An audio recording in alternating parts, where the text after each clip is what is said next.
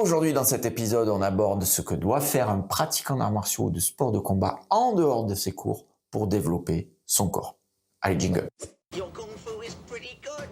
You're gonna pay.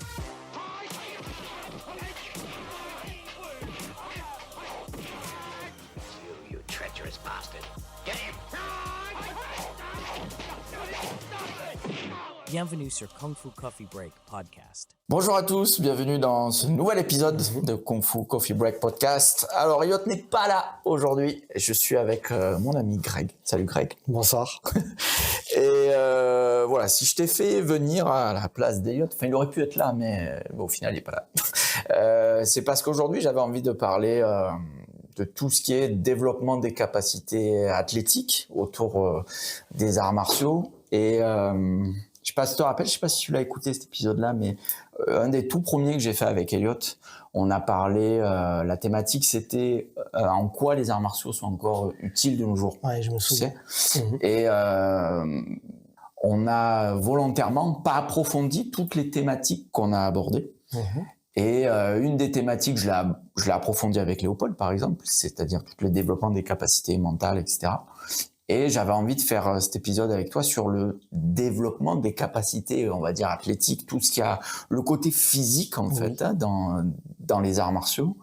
Et j'ai envie de le faire avec toi parce que t'es un peu un professionnel du monde du sport. Donc, ouais, peut-être on commence par ça. Juste brièvement, si tu peux présenter en mode ton cursus des arts martiaux, ce que tu as fait, Ouais. et voilà comment tu es arrivé dans le métier du monde du sport aujourd'hui, quoi. D'accord. Alors, j'ai commencé, comme tous les enfants en général, j'ai commencé par le judo. Pas moi. Toi, non? Non, moi j'avais pas commencé par le judo, mais c'est vrai que beaucoup d'enfants ont commencé soit par le judo, soit par le karaté. Quand j'étais Ouais. en primaire ou au collège, tout le monde faisait ça. Donc voilà, j'ai fait pas beaucoup. J'étais arrivé ceinture jaune, donc je sais Ouais, pas, ça ouais. doit correspondre à quoi, 2 ans. Ouais, un an ou deux, ouais. Voilà, 1 an ou 2. Après, plus tard, j'ai fait un peu de boxe, mais j'étais toujours enfant. On Boxe avait anglaise. commencé par la savate. Ouais. C'était ouais, la ok. boxe française. Ah ouais, ok. J'avais une prof à l'époque qui nous enseignait la boxe française. Et puis après, elle avait arrêté et on s'était dirigé vers la boxe anglaise. D'accord. Voilà, donc un peu de boxe anglaise. Yep. J'ai pas fait de compète, on avait fait 1 ou 2 combats comme ça. Ouais. Voilà pour les arts martiaux. Plus tard, Wing Chun. Ouais. C'est là où on s'est rencontrés. Oh oui, donc voilà, j'ai pratiqué le Wing Chun depuis 2010, c'était jusqu'en 2022, Ouais, ouais. à peu près, Ouais. c'est ça. Et après, j'ai pratiqué d'autres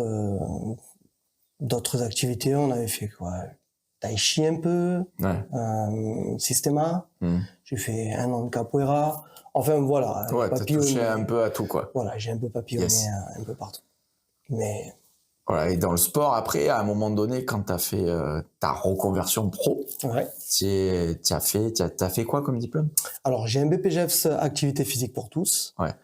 Voilà. C'est un truc Généraliste, général, quoi. vraiment, voilà. C'est pour initier les gens au sport, mais on reste très en Très surface. généraliste, ouais, pas du spécifique. C'est ça, on va pas à la compétition, on fait ouais. pas de préparation physique. Ouais, ouais. Poussé, c'est très très sommaire.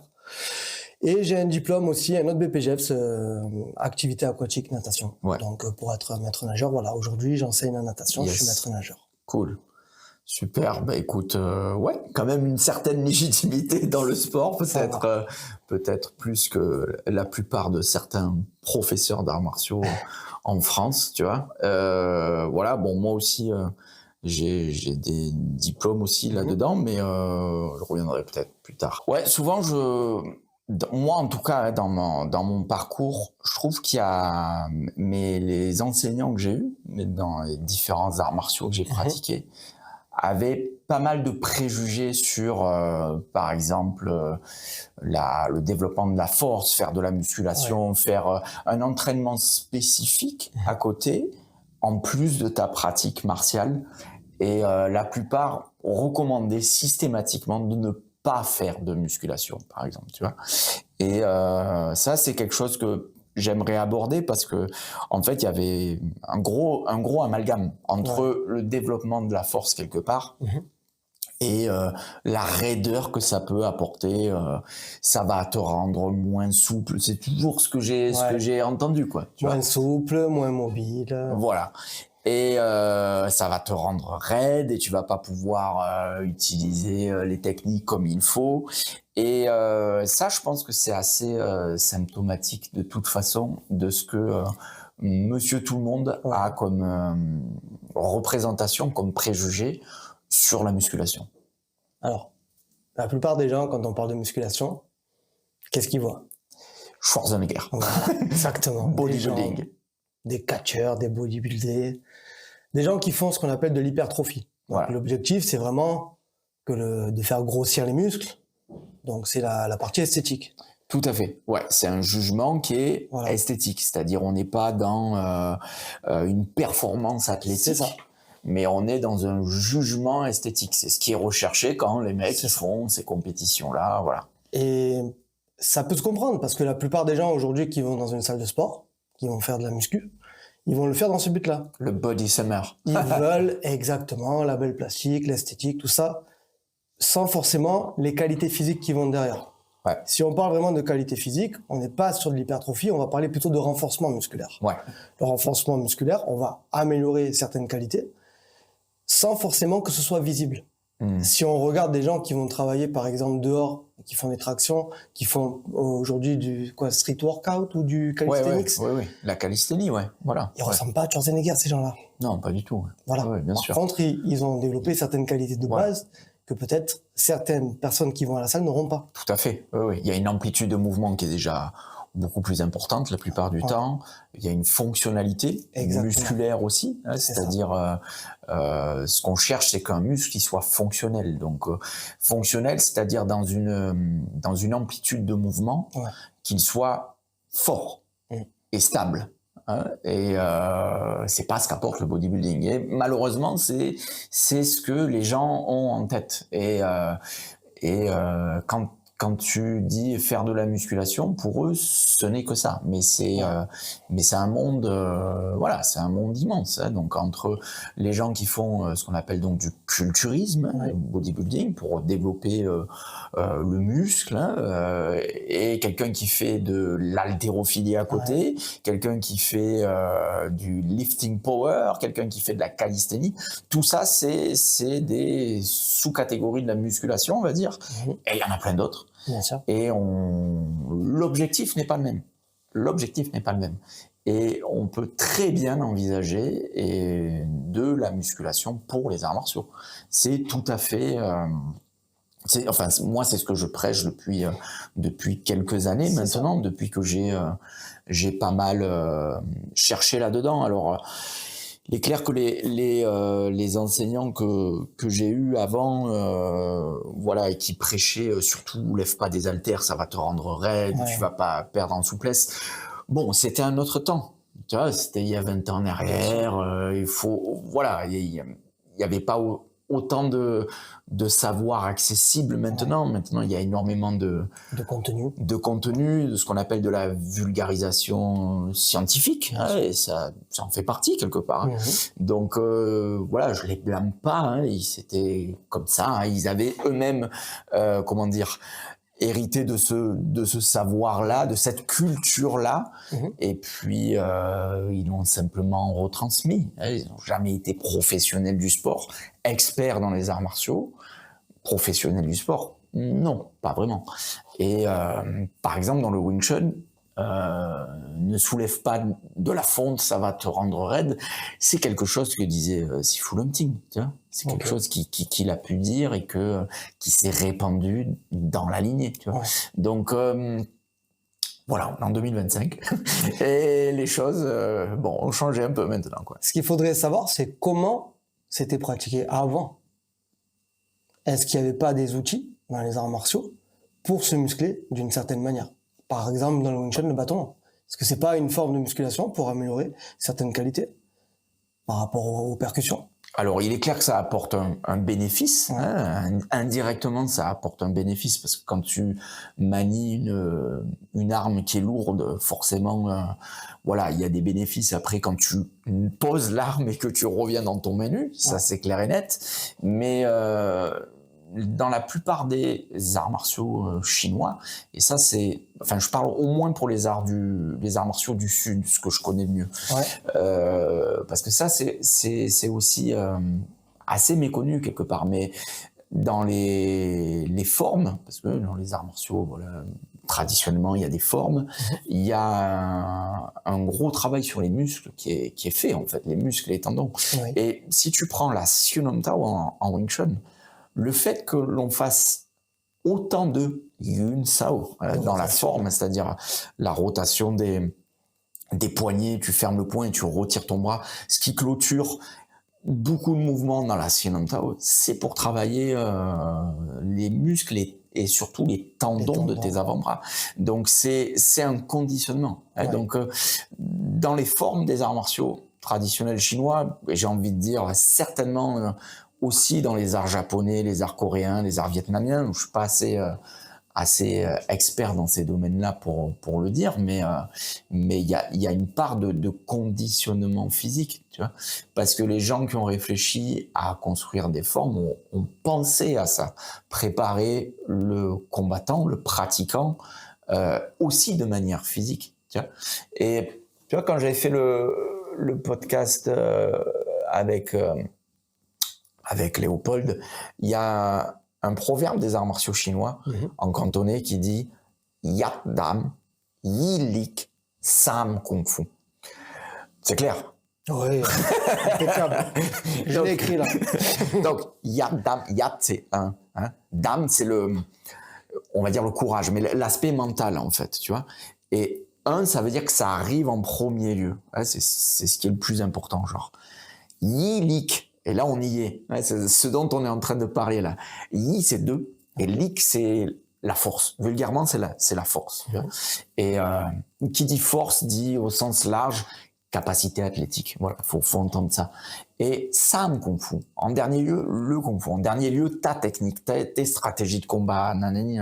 Donc enfin, si ça arrive en deuxième position, ben, c'est pas pour rien. Tu vois, c'est vraiment pas quelque chose à négliger, et c'est quelque chose qu'il faut travailler, soit en cours, et j'ai envie de te dire à côté du cours, parce que là, pour le coup, moi, la façon dont j'organise mes cours à Marseille Wing Chun, tu vois, j'insiste énormément quand on est en cours avec les élèves, qu'on fasse du travail à deux, bien sûr, tu vois, du travail entre partenaires, du sparring, etc., etc.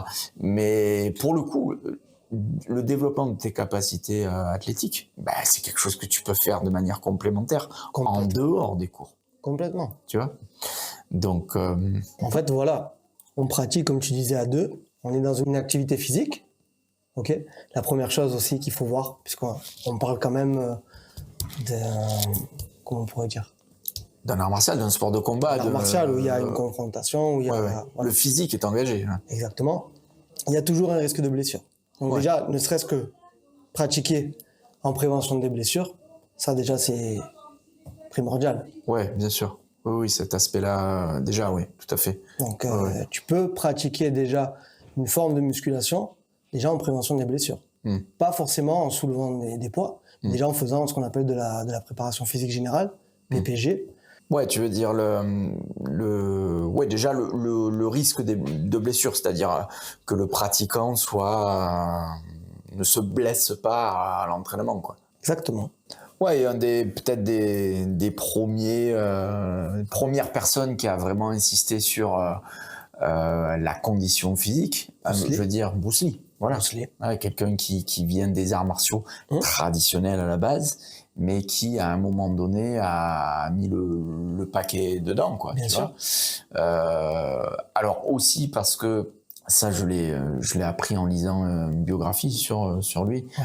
Bruce Lee Alive, que j'ai cité déjà plusieurs fois dans le podcast, mais Bruce Lee voulait se préparer aussi un corps, c'est-à-dire il avait envie de se montrer torse nu à l'écran. Il y avait quelque part cet aspect un peu bodybuilding quelque part pour avoir des muscles un peu saillants et être sympa à l'image, c'est clair. Il avait une belle définition musculaire, mais il n'avait pas le corps d'un bodybuilder. Non, bien sûr. Voilà. Parce que il avait quand même en tête que je veux dire, ses muscles doivent être fonctionnels, tu vois. Oui. Donc, avoir une bonne amplitude de mouvement et ne pas sacrifier ça au détriment d'une hypertrophie musculaire où tu Bien vas sûr. développer davantage des muscles.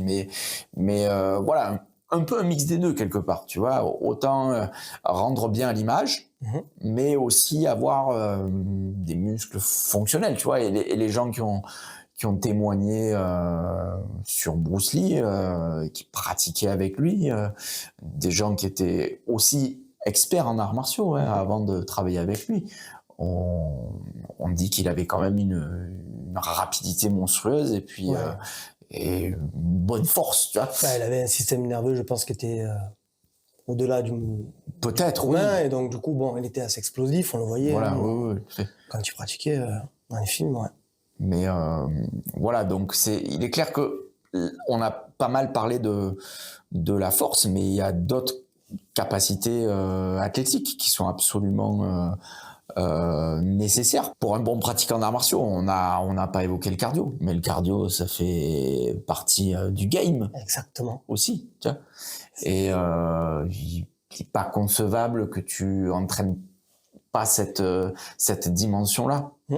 Parce que alors il est clair pour celui qui fait de la compétition, lui n'a pas tellement le choix parce qu'il doit tenir des rounds et donc il faut qu'il ait Bien du sûr. cardio. Mais j'ai envie de te dire, même Monsieur Tout le Monde qui est dans une optique, je fais un art martial pour la self-défense par exemple, mieux vaut qu'il ait du cardio, quoi. Mais complètement. En fait, moi je connais pas trop Bruce Lee, mais il me semble qu'il y avait une phrase qui disait une phrase où Bruce Lee il disait quand il s'agit de combat, il faut tout préparer. Ouais, Voilà. Donc ça inclut d'être complet ouais, être polyvalent dans ta pratique. Ouais. physiquement, mentalement, techniquement, voilà, d'être vraiment complet. Donc ça inclut les muscles et le cardio. Le muscle le plus important, Le cœur. c'est le cœur. Ouais. Un entraînement au cardio qui peut être bénéfique pour les arts martiaux, c'est ce qu'on appelle du HIIT en anglais. Ouais. Donc le HIIT, en anglais, c'est High Intensity Interval Training. Donc en gros, c'est un entraînement, si on traduit mot à mot en français, c'est entraînement d'intervalle à haute intensité. Et en fait, ce sont des exercices qui sont assez intenses, entrecoupés de pauses. Bien sûr, tu peux mettre un timer. Tu as par exemple, je me rappelle pendant le Covid, tu avais les fameuses vidéos de Tabata, tu vois, qui étaient sur Tabata. YouTube. J'en avais même fait une avec que des mouvements de Wing Chun plus ou moins. Et ça, c'est très bon, par exemple, pour les arts martiaux. Oh, c'est oui. très bon parce que ça simule pas mal ce qui peut arriver dans un combat, c'est-à-dire des phases, alors surtout dans les sports de combat, quand tu es sur un ring ou quoi, des phases où tu es en haute intensité, tu envoies toute la patate, et des phases où tu es plus au contact de ton adversaire, et tu es en mode récup, entre guillemets. Entre guillemets, parce que tu es toujours bien sûr vigilant, le combat est pas arrêté, et paf, il faut que tu repartes. Donc c'est très intéressant de travailler le cardio de cette manière-là. Ouais. Tu vois. Ouais, et toi, Greg, me semble-t-il, quand tu prenais les cours un peu aussi, tu as déjà enseigné quelques cours de Wing Chun à l'époque, avant le Covid. T'avais innové un peu dans la manière d'enseigner, c'est-à-dire faire ce qu'on appelle un circuit training au sein des cours. On faisait du circuit training, ouais. Et l'idée, c'était quoi, en fait? L'idée, c'était de préparer, voilà, ce qu'on disait tout à l'heure, la préparation physique générale. Ouais. Et donc, du coup, tu n'as pas besoin de passer 1 heure à la salle ou 2 heures, je sais pas. Et ça se fait assez rapidement. Et on va travailler sans matériel, avec peu de matériel. Mais après, il y avait quand même des sacs de frappe, tu faisais faire ce genre de choses. Oui, voilà, aussi. il y avait du petit matériel. C'était pas vraiment toutes les machines que l'on peut trouver à la salle de sport. Et c'était quoi, par exemple, le genre de circuit que tu faisais faire par aux exemple, élèves? Des squats. Ouais. Des squats, par exemple, aller au sol, se relever, au sol, se relever, taper dans des sacs pendant... Ouais, sur un temps donné. Voilà, sur un temps donné, avec des petites récup sur la fin, puisqu'on faisait 8 ateliers. À chaque fois, dès qu'il y avait un bip, hop, Ouais, on ouais, changeait d'atelier. Ouais. Et Et après, il y avait une chaque contre-équipe. personne était sur un atelier et ça tournait, quoi. C'est ça. Ok. Et donc, le but, c'était de travailler de manière complète, puisqu'on travaillait justement sur le renforcement musculaire et sur la partie cardio en même temps. Ouais. Je sais pas, des jumping jacks, des pompes, des burpees. Après, est-ce qu'il y avait des choses qui étaient plus spécifiques à l'art martial, c'est-à-dire des mouvements de l'art martial que tu faisais faire en mode haute intensité, quoi? Oui, par exemple, faire des coups de pied au sac, Ouais. aller au sol, se relever, taper Ouais. avec les poings. Ouais. Euh, Donc tu piochais aussi dans les techniques de l'art martial Oui, complètement. En question, quoi. On adaptait par rapport à ce qu'on faisait au cours. Ouais. Mais là, voilà, d'une manière un peu plus intense et physique. Et pourquoi t'étais allé dans ça? Pourquoi t'as proposé un cours comme ça? Alors, en comparaison d'un cours qui est davantage classique, on va Parce dire, que- tu vois, qui porte sur la technique, sur l'échange avec le partenaire. C'est ce qu'on disait. En fait, si tu ne travailles que sur la base technique, bah, tu vas occulter le reste. Ça veut dire la partie physique, psychique et la partie physique. Et on disait, le mieux, c'est d'être complet. Ouais. Voilà. Donc, je m'étais plus redirigé sur le psychique, parce que Sifu, lui, techniquement, bah, je pouvais Bien pas sûr, ouais. égaler ce qu'il faisait. Ouais. Donc, ce que je voulais, c'était apporter Proposer un plus. quelque chose, voilà, en plus. Ouais. Apporter un plus. Surtout que bon, il y avait des élèves qui arrivaient, et on va pas se mentir, qui étaient hors forme. Ouais. Par exemple, tu disais à certains élèves, voilà, allez au sol, relevez-vous sans les mains. Ouais, déjà Et c'était compliqué pour certains. c'est compliqué. Ouais. Voilà. Essayer de taper dans un sac pendant 45 secondes, une minute, ils étaient essoufflés. Ouais, c'est clair que dans certaines écoles, ça fait cruellement défaut. Et tu vois, moi, j'ai pris le parti pris depuis que, enfin, déjà avant, hein, mais depuis que j'ai créé Marseille Wing Chun, je redonne une nouvelle dynamique à mon enseignement. Et mon échauffement, par exemple, il est voilà, il est quand même assez intense. Hein. Ça reste un échauffement, hein, mais il est quand même assez intense. Je regarde tout le monde dans la salle, hein, les mecs ils transpirent. Voilà, c'est ça. Parce que si tu restes toujours dans le confort, tu fais un cours où les gens ne transpirent pas, je pense pas qu'il va y avoir vraiment de gros progrès. Techniquement, oui, tu vas avoir des progrès. Mais dès que tu vas les soumettre à un stress, un sparring, tout ça, Ouais, bien sûr. ça risque vite de se découdre. Donc, Ouais. Et ça, c'est vrai que moi, j'insiste beaucoup plus sur ça maintenant. Et quelque part, le fait que j'insiste pas mal au début du cours sur, il n'y a pas que l'échauffement, il y a ce que je fais derrière aussi. Il y a vraiment une bonne dimension physique qui est pas super longue. Hein. Après, on rentre vraiment dans un cours oui, bien sûr. classique d'arts martiaux, on va dire, avec un échange avec partenaires, tout ça, plus ou moins avec de l'intensité, ça dépend de ce qu'on fait. Quand on fait Danchi, ça, bien sûr qu'il n'y a pas d'intensité, on est sur les bases de ce qu'on appelle les mains collantes, mais je veux dire, pour moi aussi, le fait de faire ça, ça me permet de, quelque part, de filtrer. Ouais. Parce que, tu vois, la plupart des gens, peut-être, enfin, je sais pas, peut-être pas tout le monde quelque part, mais venez. Ouais, c'est ouvert à tous.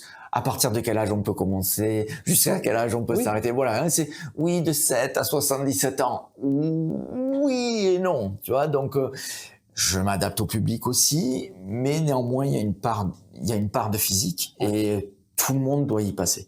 Après, j'encourage les élèves à travailler cet aspect-là à côté. Et pour le coup, vraiment, quand tu es à la maison, combien il y en a qui me demandent qu'est-ce que je peux faire quand je suis tout seul chez moi pour progresser plus vite parce que j'ai pas de partenaire. Je leur demande de travailler ces aspects-là. Et le truc que je recommande vraiment à tout le monde, c'est tu prends un sac de frappe et tu frappes. Ouais. Tu frappes. Parce que développer la puissance de ton punch, dans mon école en tout cas, ça se fait pas sur le partenaire. Tu développes pas ta puissance dans la gueule de ton partenaire, mais tu développes ça dans un sac. Tu vois. Tant que possible, un sac de frappe murale, parce que c'est la façon dont on développe dont on développe le punch spécifique au Wing Chun, hein, mais quelque part un sac lambda de boxe pied-point peut faire le job aussi. Et oui, vraiment, mais le paquet là-dedans. Bien sûr. Et tu vois, pendant le Covid, on en avait pas mal parlé avec toi, avec Léo, avec d'autres.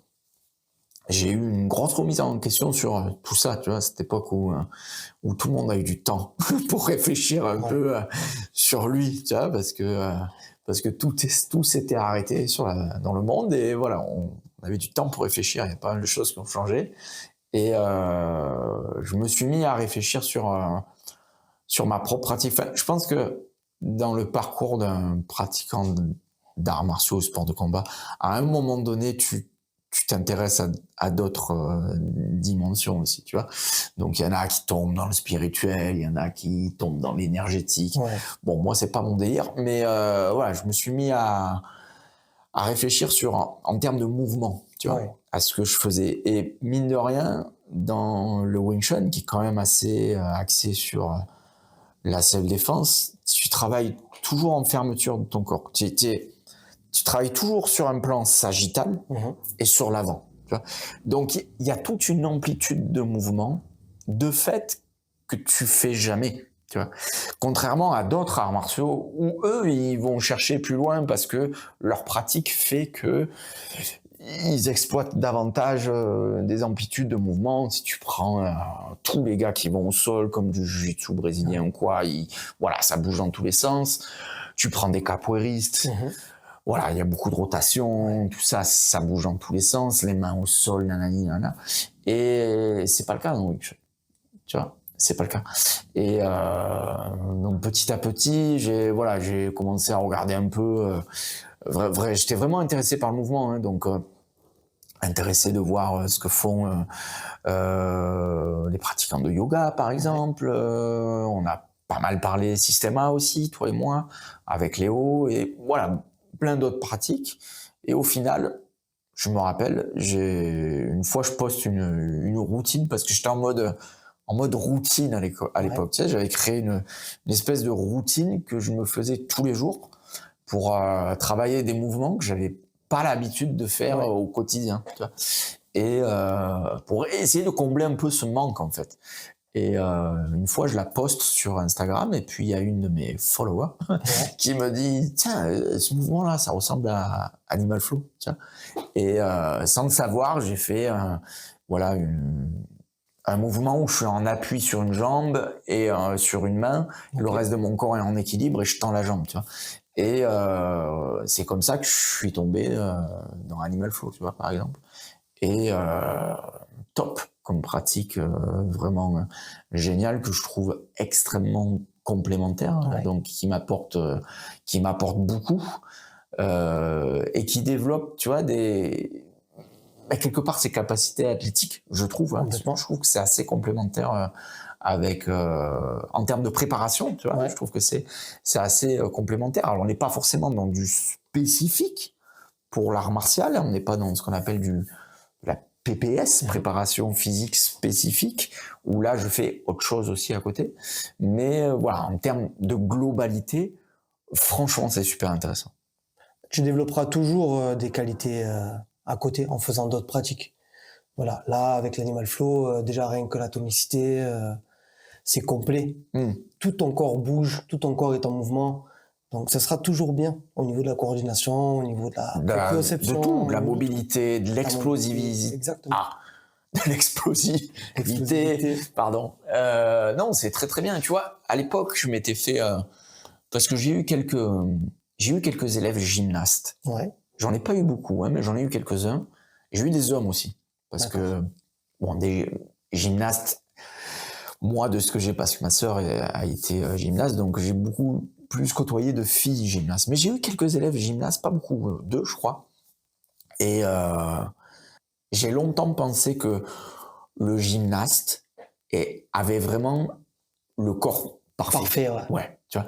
Parce que je trouve qu'il a tout, tu vois. Ah oui. Un gymnaste, il a tout. C'est-à-dire, il est souple. Il est puissant. Il est fort. Il a une excellente mobilité. C'est-à-dire, il est capable d'aller chercher des amplitudes de mouvement très amples, Ouais. tu vois.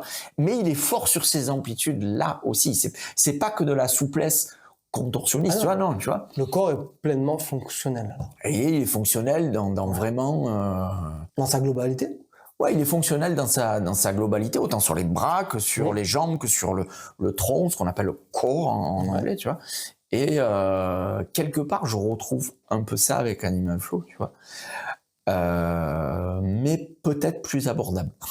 Parce que, voilà, pour faire de la gymnastique, chez soi à la maison, c'est pas facile, tu vois. Il te faut quand même un minimum de matériel, il faut un coaching aussi. Tu peux pas t'improviser gymnaste tout seul, mais voilà, Animal Flow, c'est une pratique qu'on peut définir de calisthénie, mais une calisthénie à part au sol. C'est pas du street workout où tu tiens des barres, des choses comme ça, mais c'est assez proche quelque part, tu vois. Et non, ça fait un travail assez complémentaire. Et c'est ce que je propose à mes élèves, quoi, qui veulent me suivre là-dedans. C'est très bien. Quoi, top. Surtout que c'est une pratique où tu mets tout le corps en action. Ouais. Et ça, c'est ce qu'on a besoin. De toute façon, dans les arts martiaux, tout le corps bouge. Ouais. Et pour en revenir à la musculation, si tu fais sur des machines du travail, ce qu'on appelle analytique, où tu vas travailler sur un seul mouvement, sans bouger le corps, que tu vas vraiment isoler le muscle, est-ce que c'est pas mieux de travailler plutôt sur ce qu'on appelle du polyarticulaire, où tu mets tout le corps en action? Voilà. C'est pour ça que, bon, par exemple, comme Léo il faisait, Systema, squat, pompe, voilà. Là, oui, tu vas travailler sur plusieurs articulations. Alors, il est clair que quand tu es au poids du corps, tu peux aller davantage dans ce genre de travail, tu vois. Il est clair que les machines de muscu classiques te proposent moins d'aller dans cette... c'est quoi le terme polyarticulaire? Polyarticulaire. Ouais, voilà. Tu mets plusieurs articulations en mouvement, quoi. Mais tu vois, comme tu m'avais, on a fait un peu ça quelques séances ensemble. Bon, malheureusement, je peux pas, parce que j'aimerais bien aussi. Tu vois, t'as pas le temps. Ouais, j'ai pas le temps. Je suis assez occupé avec mes enfants, mon boulot. Voilà. J'ai 2 jobs concrètement. J'ai 2 jobs et mes gosses au milieu. Mais j'en fais à la maison avec une kettlebell. C'est très bien. Et la kettlebell, je trouve ça extraordinaire. Et pour le coup, tu vois, ça prend vraiment pas de place. Parce que faire du sport à la maison, bon, déjà, c'est pas facile en termes de motivation, tu vois. Je comprends les gens. C'est sûr. Les gens qui aiment les salles, tu vois. Il y a le cadre, il y a les gens. Voilà. On va pas rester là à regarder les autres. Donc il y a l'aspect social aussi. Ça. Bon, après, je sais pas, toi qui fréquentes ça, il y a aussi pas mal de gens, je suppose, qui sont plus sur leur portable que sur les machines. Ça arrive aussi, ouais. Ça arrive. Mais c'est vrai qu'il y a un aspect, voilà, social où on se motive tous les uns les autres. C'est ça.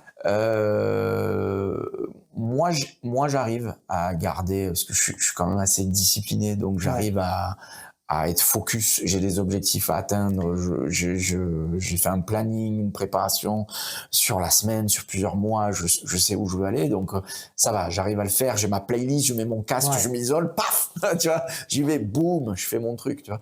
Et je trouve que la kettlebell, c'est formidable. Je sais pas si tu as eu l'occasion de pratiquer plus que ça, toi, alors, la kettlebell? Pas vraiment travaillé avec la kettlebell. Non. Mais tu vois, ce que je trouve qui est bien, alors t'as une multitude de choses à faire avec la kettlebell. Et si tu prends le mouvement le plus classique qui soit avec la kettlebell, c'est ce qu'on appelle le swing. Donc tu peux faire à un bras ou à 2 bras, tu prends la kettlebell par voilà, celui-là là.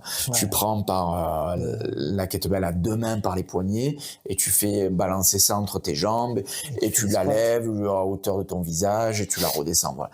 C'est un truc de base, donc tu travailles vraiment au niveau de tes hanches et rien que ça, c'est un exercice pour les arts martiaux, déjà, de manière générale. C'est complet. Qui est très complet, parce que tu travailles les hanches, le tronc, les épaules, les bras.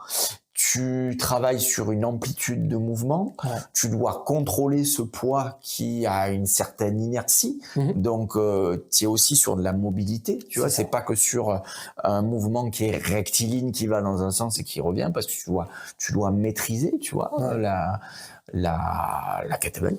Et c'est vraiment très complet. Et autant tu peux en avoir ce travail-là, tu peux directement apporter des bénéfices pour un striker, tu vois, les arts martiaux Oui. de percussion, parce que tu as un rapport direct entre tes jambes, ton tronc, jusqu'au bout de tes bras pour envoyer ton punch. Mais quelque part, même quelqu'un qui fait du grappling aussi, il peut avoir des bénéfices avec ce simple exercice qui est le swing en kettlebell.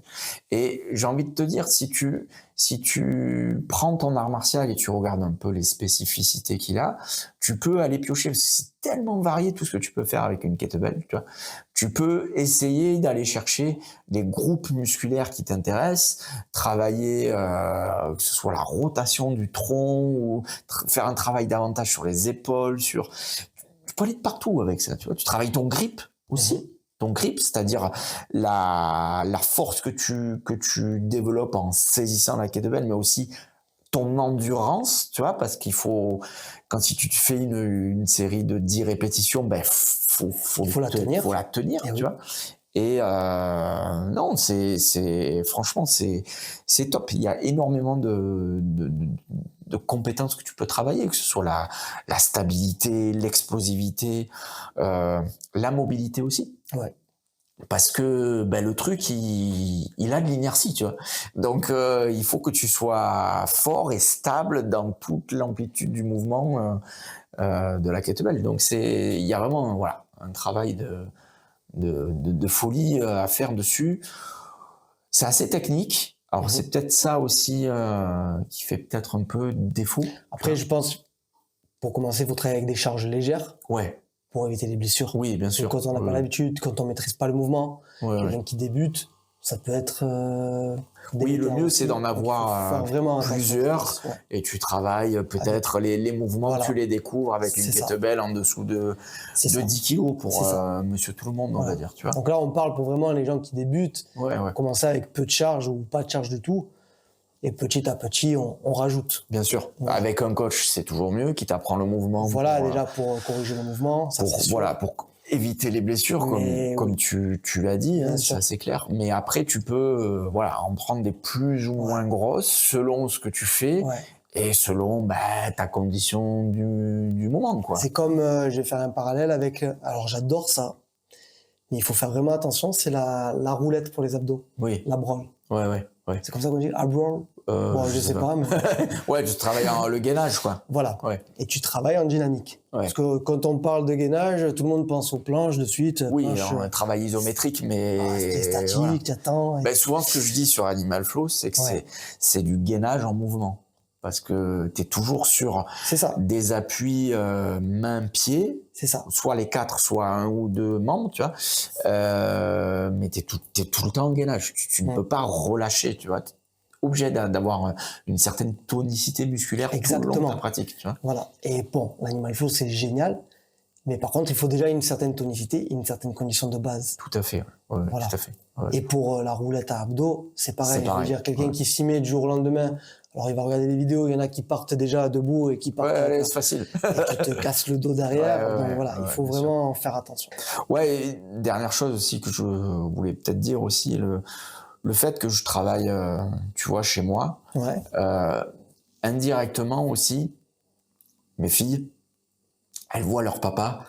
C'est le modèle. C'est faire du sport, tu vois. Elles voient papa qui s'occupe de son corps, qui travaille sur lui, qui essaye de se dépasser, qui une espèce de culture, une éducation indirecte que je fais, parce que je leur dis pas, les filles, il faut faire du sport, mais je leur montre, tu vois.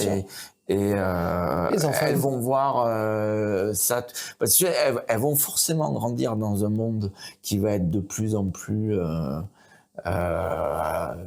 technologique. Tu vois ce que je veux dire? Avec les écrans de partout, nanani, je pense, en tout cas, C'est un peu comme ça que je vois que le monde avance, tu vois. C'est moins en moins le corps être mis en action au quotidien, C'est ça. mais de plus en plus la technologie qui vient nous aider à faire tout. Plus on gagne en confort avec la technologie et plus on s'affaiblit. Voilà, quelque part. Voilà. Tu vois les jeunes maintenant à Marseille, trottinette tout le temps, C'est ça, ils ne marchent plus. vélo électrique. C'est ça. Alors que nous, il y a 20 ans en arrière, transport en commun, où on marchait. Ouais. Tu Je vois. me rappelle, tu vois, pour en revenir à Bruce Lee, j'avais lu le Tao de Jet Kundo Ouais, il y a longtemps. Et dedans, il y avait certaines phrases qui avaient accroché, du genre marche dès que tu peux. ouais. Prends pas l'ascenseur, voilà. prends les escaliers. Évite l'ascenseur, avale les escaliers. Quand t'attends le bus, mets-toi sur une jambe. Voilà, Ouais. ou voilà, quand tu vas Ouais, tes ouais, lacets, ouais. mets-toi sur un pied. Ouais. C'est tout bête. Oui, c'est tout. Tu vois, aujourd'hui, dès qu'on parle de sport, mais on oublie l'aspect activité physique. C'est simplement marcher, bouger, c'est important. Voilà. Il y a des gens qui ne marchent jamais. Ouais. Tu leur enlèves leur voiture, c'est des culs de jatte. Ouais. Et même pour aller acheter une baguette, ils prennent leur scooter ou ils prennent leur Et bientôt, trottinette, comme tu dis. Ils se la feront livrer en drone, tu vois. Non, mais c'est vrai. Donc, c'est vrai. On va vers ça. On quoi. tend vers ça. On tend vers ça. Donc, tu passes. Alors, on n'a pas tous le même travail. Il y a des gens qui ont un travail physique, d'autres Bien qui sûr. sont toute la journée sur un ordinateur assis. Tout à fait. Ouais. Donc, ils essayent de compenser en allant peut-être 1 heure à la salle. Mais j'ai envie de dire, c'est pas. Bah, c'est déjà bien. C'est Il y en a qui très ne bien. le font pas, quoi, tu vois. C'est très bien. Mais ne serait-ce que marcher, Ouais. c'est une base. Ouais. Après, bon, tu prends le gars qui travaille à 10 km de chez lui. S'il fait maison, voiture, boulot, bon, il va pas avoir forcément l'occasion de marcher plus que ça, tu vois. Mais là, Donc, regarde, bon. par exemple, moi, je travaille à 11 km de chez moi. Ok, je vais à la piscine, j'y vais en vélo. Ouais. Donc, je me fais 22 km dans la journée. Putain. Bon, ça va, c'est pas... Pas tout le monde le fait, tous les jours, tu vois. Ouais, mais déjà, même si je ne vais pas forcément à la salle, ben, ne serait-ce que de faire le vélo le matin et le vélo le soir, Ouais, ça ouais. fait une activité. Ouais. Plus, bon, maintenant, on a des montres qui te Oui, montrent oui. le nombre de pas et Perf, tout ça. tout ça. Ouais. Donc, on peut vite atteindre le nombre de pas. C'était Ouais. quoi la fameuse C'est 10 000 pas par jour. ouais, Voilà. ouais. Bon, c'est pas tout le monde qui arrive à faire 10 000 pas. Ouais, c'est sûr. Non, c'est sûr. Enfin, moi, je les fais pas, mais je suis en vélo aussi de manière Ouais. quotidienne. Donc, bon, quand je fais du vélo, ça compte pas les pas. Mais oui, moi, pareil, je suis aussi en vélo. Je fais moins que toi, bien sûr, mais je me déplace aussi en vélo, tu vois. Et ouais, ça, c'est vraiment un truc que j'ai vraiment envie d'inculquer à mes enfants pour Bien que sûr. quand elles seront dans la vie active, qu'elles pensent aussi, tu vois, à pratiquer. Même si c'est pas les arts martiaux, je Non, peu souhaite importe, pas mais une qu'elles soient activité physique. héritières de mon école, Voilà. mais qu'elles pratiquent quelque Moi, chose. je parle pour... voilà, c'est qu'elles une pensent à leur éducation. corps, quoi. C'est une éducation. Ouais. Bon, après, nous, on est des citadins. Moi, j'ai grandi un peu à côté. Ouais. Donc, j'étais où il y avait la campagne, on Ouais. va dire. Et donc, du coup, on était toujours dehors Oui, avec oui, les oui, vélos, oui. avec... Voilà. Et Mais c'est vrai que les gens qui sont très citadins, voilà, les enfants c'est qui ça, on sont a très peur de les citadins. laisser très C'est ça. dehors. Donc, c'est vrai que je peux comprendre ça. Moi, pour ma part, on m'a toujours dit, tu veux pas faire ce sport? Ok, tu choisis. Ouais. Tu veux arrêter ça? Ok, mais fais autre chose. Ouais, c'est super Tu restes important. pas sans rien faire. C'est super Surtout quand on est enfant et qu'on est plein d'énergie, Ouais.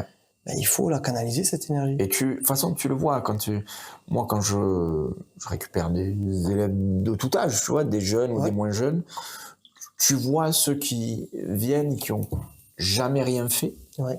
et qui ont du mal parce que ils ont aucune tonicité musculaire, ils sont pas coordonnés. Exactement. C'est très difficile de rentrer dans la pratique, tu vois. Ouais. Et des gens qui ont déjà fait, ne serait-ce que s'il y a des filles qui viennent qui ont fait de la danse dans la Alors jeunesse, là, ouais.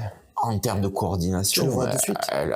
c'est extraordinaire. C'est une facilité pour moi pour enseigner. C'est Elles ont, top, quoi. elles ont développé une intelligence corporelle, Ouais, carrément, tout simplement. Carrément. tout simplement. Donc, En fait, ce qu'on peut rajouter, c'est vraiment quand on arrive dans les arts martiaux, on se dit, ouais, il faut que je développe de la force. Il faut à tout prix que je frappe fort.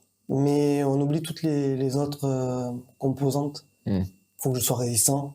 Il faut que j'ai du cardio. j'ai du cardio. Ouais. Voilà. Parce que de suite, on peut être... de suite, on n'a pas le cardio. T'as un stress. ça y est, il n'y a plus de coordination, il n'y a plus de Ouais. technique, il n'y a plus rien. Oui, oui. Ça, on le voit. Alors, on t'apprend des techniques. Ouais. C'est déjà assez compliqué quand on est dans l'aisance. Et dès qu'on rajoute le stress, la composante cardio, Ouais. bah, tu vois que tout se délite. Et ça, si en amont, tu n'as pas travaillé justement la composante physique, bah, ça sabote tout le travail qu'on Ouais, a fait en technique. Alors, quand on travaillait, tu faisais quoi? 80% de technique et peut-être, enfin, je sais pas, hein, je dis ça au hasard, ou peut-être aller 90% de technique et 10%, comme si vous disiez, bah, de toute façon, vous pouvez aller à la salle, vous entraîner à côté. Et les gens, ils le font pas forcément. Ouais. Ils vont juste faire leur art martial. Après, tu as aussi... Et d'un côté, ils se disent, bah, je peux pas tout faire, Non. tu vois. Après, tu as aussi ça m'est arrivé, hein, certaines personnes qui viennent et en 2 cours, 3 cours par semaine, elles veulent le package complet. Complet. C'est-à-dire, elles veulent apprendre à se battre, elles veulent être bien, avoir C'est le ça. body summer, être souple, être fort, être...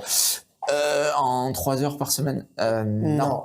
C'est pas possible. Non, c'est pas possible. C'est pas possible. C'est pas possible. Il va falloir que tu cravaches un Ouais. peu à côté quand même, tu vois. Complètement. Donc bon, après il y a parfois des illusions aussi de certaines personnes qui pensent que tu vas leur donner le programme qui va faire tout miracle. travailler, Non. ouais, programme miracle en 3-4 heures par semaine. Ben, justement, quand on va à la salle, bon, t'as les gens qui viennent, comme on disait, ils viennent juste pour travailler la plastique, donc ils vont faire de l'hypertrophie, tout ça. Mais après, on travaille par cycle. Tu vas faire un cycle de force, Ouais. un cycle d'endurance, Ouais. etc., etc., etc. Et tu fais ça sur quelques semaines et après tu changes. Tu peux pas faire, par exemple, de l'explosivité tout le temps. Tu vas Ouais. finir peut-être par te blesser. Tu vois, donc à chaque fois, il faut changer. Et après, moi, je dis tout le temps, est-ce que tu veux être un généraliste ou un spécialiste? Ouais. Demain, tu vas être un grand sprinter. On va faire de toi un sprinter. Tu seras pas un bon marathonien. Non.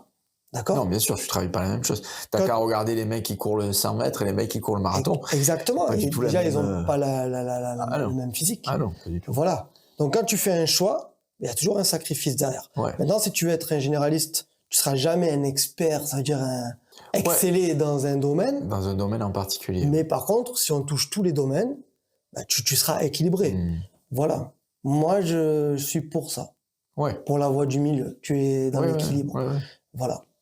Mais quelqu'un qui dit, ouais, je veux frapper, comme on disait avant, une frappe, un mort. Ouais, et si ça se passe pas comme prévu, tu fais quoi derrière? Est-ce que tu vas pouvoir tenir un peu? Ouais. Si tu tombes, tu vas pouvoir te relever. Comme on disait, oui, mais quand on est tombé, le combat il est terminé. Ah bon? Ouais.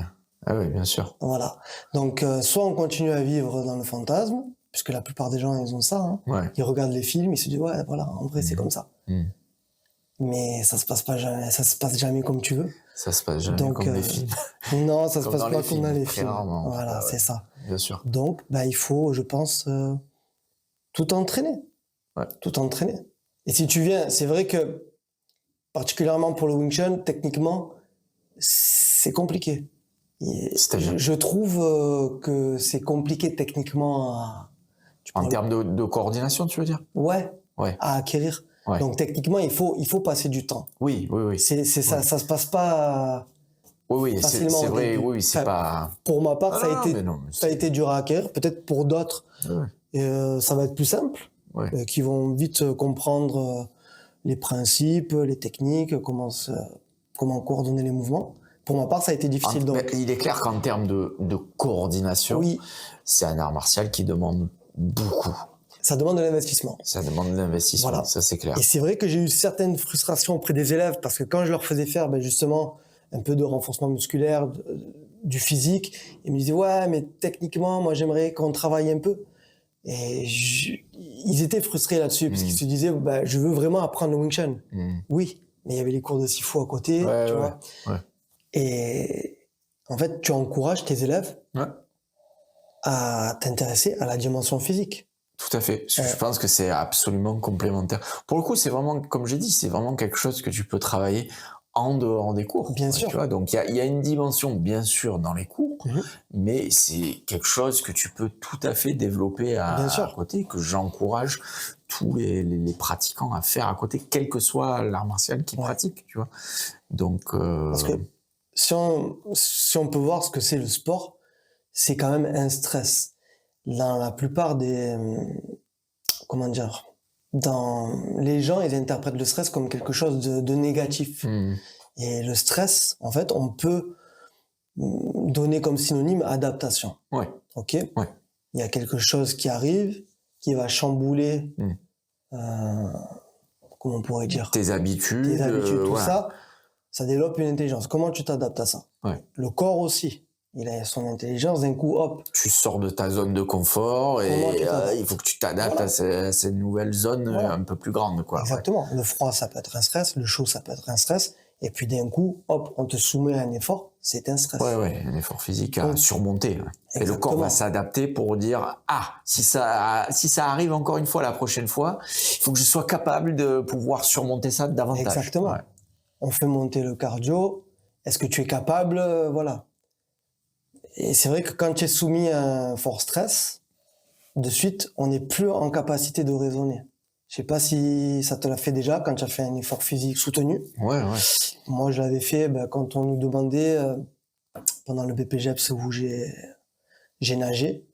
Petit à petit, c'est un peu comme un luc léger. Tu vois cette épreuve où petit à petit, on augmente la vitesse? Ouais, c'est pour... Voilà. Alors, et tu dois compter les longueurs. Parce que tu dois faire un certain nombre de longueurs. C'est le fameux test un classique où tu calcules ta VO2 max, par exemple. Voilà, c'est ça. Ouais, ok. Et en fait, arrivé à un certain effort, tu vas commencer à avoir du mal même à compter. Ouais. Voilà, parce que tu dois quand même compter les longueurs. Ouais, bien sûr. Et tu vas avoir du mal. C'est là que tu vois, en fait, le côté, comment on pourrait dire? T'arrives un peu à saturation, quoi. Ouais, c'est ça. Donc la dimension physique, elle est liée à la dimension psychique. Comme on revient tout à l'heure, on disait il y a 3 dimensions. La dimension technique, physique, psycho-émotionnelle, psychique, on peut dire. Voilà. Et en fait, si demain tu dis à des élèves, tiens, tu vas faire un sparring, tu commences à les mettre dans le dur, est-ce qu'ils vont arriver à réfléchir? Souvent on dit, attends, j'étais pas prêt sur la technique, attends, il faut que je réfléchisse, qu'est-ce que je dois faire? Non mais là tu penses plus. Ouais, bien sûr. Là tu es dans l'action. Ouais. Voilà. Et là on te met dans le dur et on voit si ça réagit ou pas. Si c'est, bon, on va pas dire des réflexes parce que les réflexes, c'est par exemple, tu mets ta main sur une braise et là tu vas de suite réagir. Ouais. Ok, c'est indépendant du cerveau, mais sur les conditionnements. On t'a conditionné à faire certains mouvements, certaines réactions. Maintenant, je te mets dans le dur, est-ce que ça va sortir? Dans le stress, est-ce que tu arrives à le sortir? C'est ça. Ouais. Maintenant, si nous, à l'époque, tiens, voilà, tu passes tes grades et c'est bien, et puis tu arrives à un certain niveau, puis dès qu'on te met dans le dur, ça sort pas, ça va te remettre en question. Sinon, tu fais l'autruche et tu dis non, mais moi, j'ai un grand niveau et tout. Oui, mais dans le combat. Ouais, bien sûr. Après, je veux dire, la dimension cardio, par exemple, dans un sparring, je sais qu'au début de chaque saison, tu vois, quand on redémarre en septembre, octobre, qu'on réattaque les sparring, que ça fait quelques semaines qu'on n'en a pas fait, quand tu arrives au bout de la minute 30, enfin 1 minute 30, 2 minutes, tu vois, tout dépend combien tu fais. Tu vois, les premiers temps, ils sont durs parce que ça fait longtemps que tu n'en as pas fait, tu t'es un peu laissé aller, tu as moins travaillé ton cardio, et t'en peux plus. C'est ça. T'en peux plus, ça sort mal, enfin, tu vois. Et c'est ce côté stress, quoi. C'est ça. Ouais. Alors, je suis pas le partisan de ce no pain, no gain, mais en vrai, un peu, il n'y a pas d'élévation sans douleur. Si tu restes trop dans ton confort, tu vas pas forcément progresser. Tu vois ce que je veux dire? Oui, tout à fait. Après, il faut juste pas tomber dans des extrêmes. C'est-à-dire, oui, un stress qui est bénéfique pour qui t'apporte quelque chose, qui va te faire progresser, qui va te faire sortir de ta zone de confort, mais pas trop. Il faut que ce soit mesuré, adapté. C'est comme un coach haltérophilie ou muscu, il va te dire tiens voilà, toi t'as jamais soulevé de poids, il te dit tiens voilà, maintenant tu vas faire du développé couché, je te mets 200 kilos. Ouais, c'est clair que tu vas te blesser. ruines, bien sûr. Voilà, donc c'est toujours pareil, c'est petit à petit, on laisse le temps au corps de s'adapter. Ouais. Donc écoute, je te remercie, Greg, d'avoir participé à cette émission avec moi, cet enregistrement, ce podcast avec moi. Et écoute, t'es le bienvenu si t'as envie de revenir la prochaine fois, avec plaisir. Merci à toi. Salut. Merci à tous d'avoir suivi cet épisode. N'hésitez pas à liker, à commenter. Dites-nous en commentaire quel quel entraînement vous faites en dehors de vos cours classiques d'arts martiaux et sports de combat? Est-ce que c'est quelque chose d'important pour vous? Est-ce que vous vous investissez en dehors des cours? Si oui, qu'est-ce que vous faites exactement? Et on se voit bientôt pour un prochain épisode. I'm certain I can beat you.